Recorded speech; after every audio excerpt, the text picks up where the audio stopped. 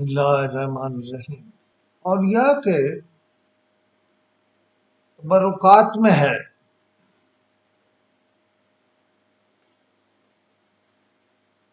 کہ حضرت خواجہ معین الدین چشتی میری اپنے باغ میں پودوں کو پانی لگا رہے تھے کہ اس زمانے کے ایک بزرگ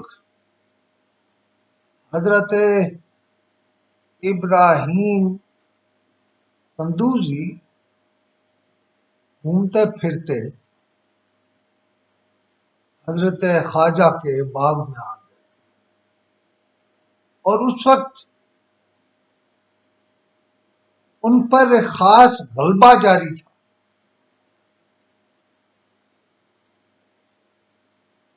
یعنی عشق حقیقی کا غلبہ.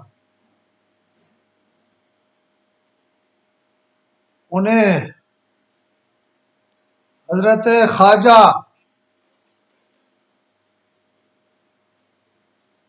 معین الدین چشتی اجمیری نے دیکھا تو نہ صرف متوجہ ہوئے بلکہ ایک درخت کے نیچے بہت ہی ادب احترام سے اٹھایا. کہتے ہیں کہ اس وقت انگوروں کا موسم تھا، تو جناب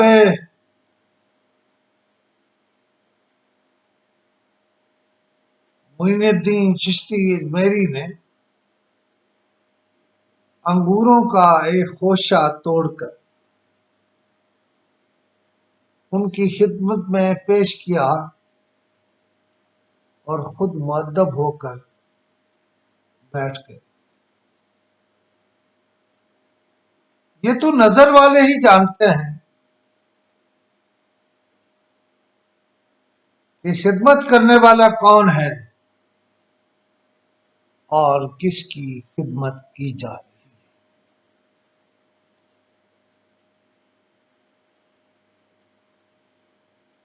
جناب ابراہیم قندوزی کو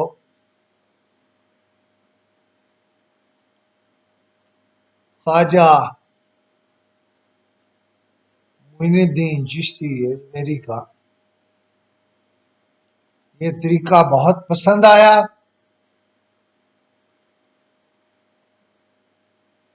انہیں معلوم تھا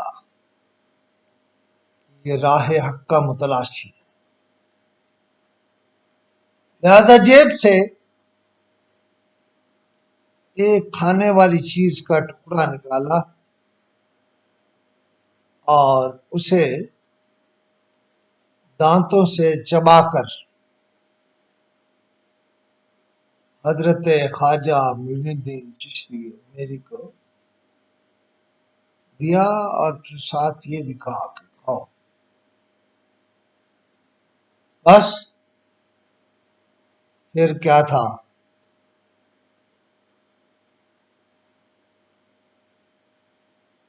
وہ سارے رستے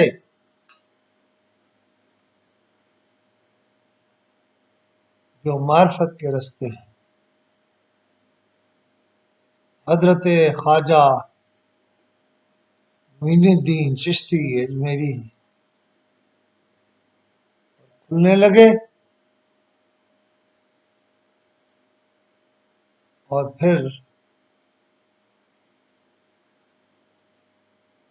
آپ وہاں تک پہنچے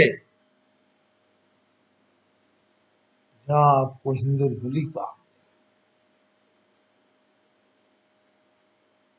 شہنشاہ ہندوستان کہا گیا.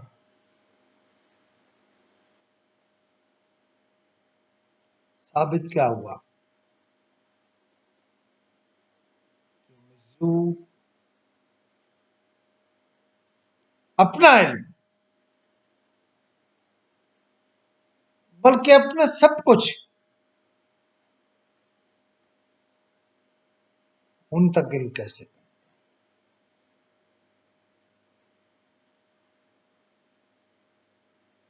سلام زلیخا